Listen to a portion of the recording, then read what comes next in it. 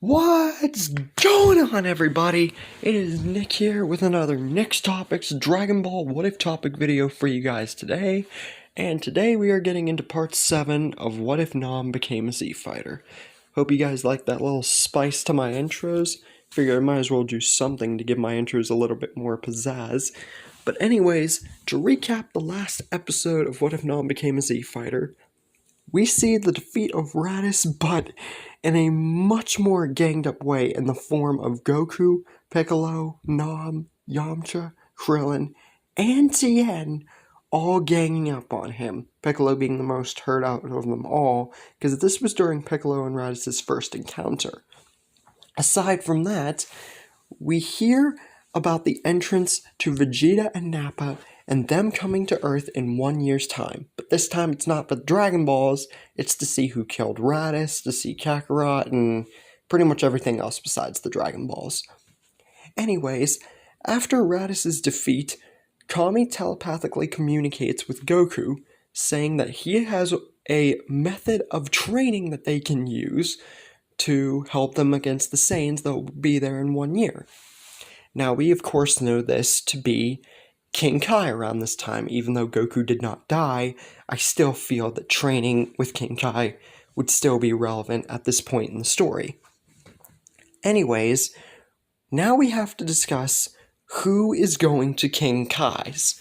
Well, first and foremost, Goku, of course, is going to go, for one thing, being the main character, and for another, Kami telepathically communicated with him specifically, knowing he's the strongest, and knowing that he, more than anyone, deserves the training, pretty much. Tien and Nam are the two next that wish to go and train with King Kai also. Because besides Goku, they're the two strongest on the planet. So it's best for all three of them to get the training done together, like they did whenever they first trained with Kami. Now, what about everyone else? Well, the other Earthlings, Yajirobe, Yamcha, Krillin, even Chaozu, you guys might be asking, why isn't Chaozu going with Tien? Well, you see, the thing about that is, Chaozu's still relevant, but I feel like he would just take up the training at the Lookout, knowing that Tien isn't that far away. Anyways, what about Gohan? Well, since he was never kidnapped by Raditz, they don't know about his latent potential, but Goku still wishes for his son to be strong enough to defend the Earth when the time comes, much to Chi-Chi's chagrin and not knowing about it. But Kami promises to tutor Gohan in the ways of a warrior like he did with him and Tien and Nam and everything else. And with the Earthlings' help and everything, Gohan, even though he's not training with Piccolo this time, will still have good training under his belt. And his hidden potential will be realized just a little bit later in the story. Now, as for Piccolo, he's going to be off training on his own because, for one thing, he and Kami still don't really get along. And for another, Piccolo hasn't really truly identified himself as a good person as of now, because they didn't team up. Goku and his friends just went there to see what was going on. They didn't necessarily help him out of the goodness of their hearts. Anyways, when we get to King Yama, he enters all of them into Snake Way, albeit them not being dead. And soon enough, Goku, Tien, and Nam approach the entrance to Snake Way and begin their long journey.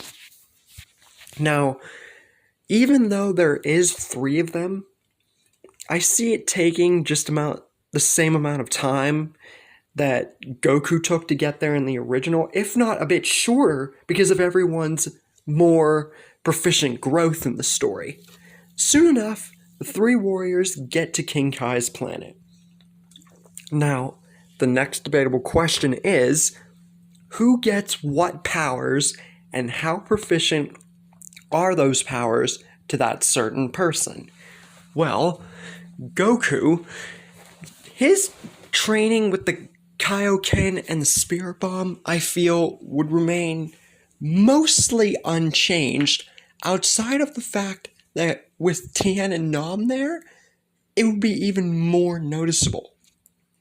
And if anything, his Kaioken times 3 would be pretty much mastered.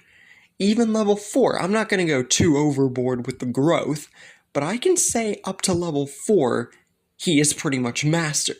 As for level 5 Kaioken, that's like a halfway stretch, so it works in like some form of degree that he can actually turn it on without question.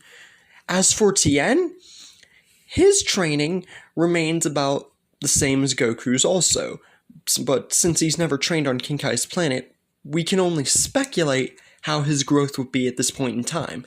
So I'm going to say with the Kaioken training, he at least masters up to level 3, if not 4, but I'm not going to go too overboard with the details.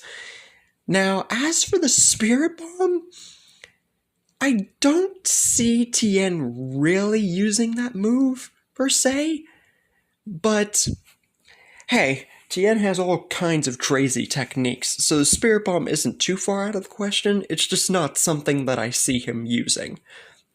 Now, as for Nam, since he's the primary focus of the story, I see him using the Kaioken, definitely, up to maybe level 3 or 4, like Tien. But as for the Spirit Bomb, Nam is a definite, no for me. I don't see him using that move at all. But since we've never seen him use any key attacks, it's pretty much speculation as to what he would actually get here.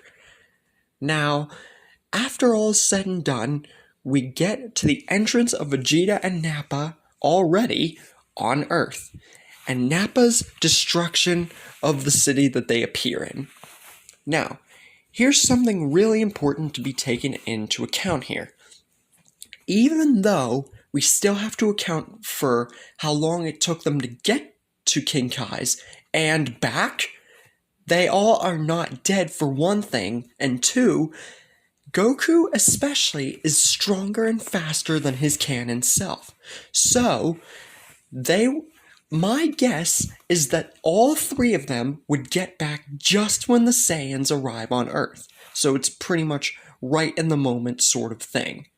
But, hey, this is all speculation. Now, as for the Cybermen fight, that goes as you would expect, but Tien beats the Cybermen far more easily. As for Yamcha, rest in peace, because I still feel that he would die to his Cybermen, which in turn causes Krillin to kill the others, and Piccolo kill his a lot more violently, because for one thing, still not really a good guy, and number two, he hasn't had Gohan to really warm his heart. So, he is a lot more cold in this story. Now, here's another thing, speaking of Piccolo, no one has seen his new move, the Special Beam Cannon. Now, why is this important? Well, during Piccolo's first encounter with Raditz, since he was easily one-shotted by Nam in the 23rd tournament, he didn't get to show off any of his skills, but then got to against Raditz. So this is pretty much a rehash of that, but with just one skill and not a bunch. So, when we get to the part of Nappa powering up and going after Krillin to start, this is Piccolo's time to strike. After he is basically getting ready to attack Krillin, Piccolo, after charging the Special Beam Cannon and having practiced with it all on his own, fires the beam. Now, if you think that this is just going to kill Nappa because he's mainly focused on Krillin, well, it pretty much does what Piccolo's shockwave towards Nappa does, and it does nothing. But this Special Beam Cannon basically takes a factor from when Piccolo used it on Raditz first, and only scars Nappa's armor. Afterwards, Nappa throws off his armor, and is actually quite annoyed, for one thing, that it actually hurt his shoulder a little bit, and for another, that Piccolo interfered with his target. And since this Namekian wants to get in the way, he'll just be the first to go. Well, second to go if you don't count Yamcha, but he didn't technically kill Yamcha, the Cybermen did. Anyways, with that out of the way, rest in peace Yamcha, Nappa prepares his signature move, the Bomber DX. But right when he's doing this, Tien, being a team player and recognizing Piccolo as a teammate at this point, even though Piccolo might not think about any of them, Tien powers up to the highest Kaioken that he can muster, and with this, fires a full power Spirit Tri-Beam. Now, you would think that this would kill him like it did whenever he used it against Nappa in the original, but Tien is a lot stronger here, and with Kaioken, this doesn't take all the energy out of him, plus he was way more injured in the story. Anyways, with this full power Kaioken Spirit Tri-Beam, Nappa is completely incinerated without even having the actual time to process what's happening. Afterwards, Vegeta is rather taken aback. He expected this from maybe Kakarot and the Namekian, but from a mere Earthling, he did not expect Nappa to be completely incinerated in one blast.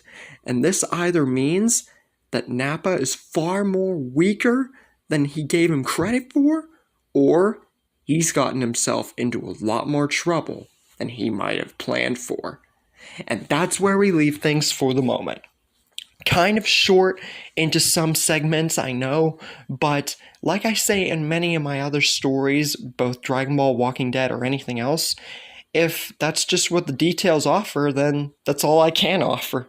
But I hope you guys enjoyed this part nonetheless. Let me know your thoughts in the comments, like and subscribe, and I will see you guys next time.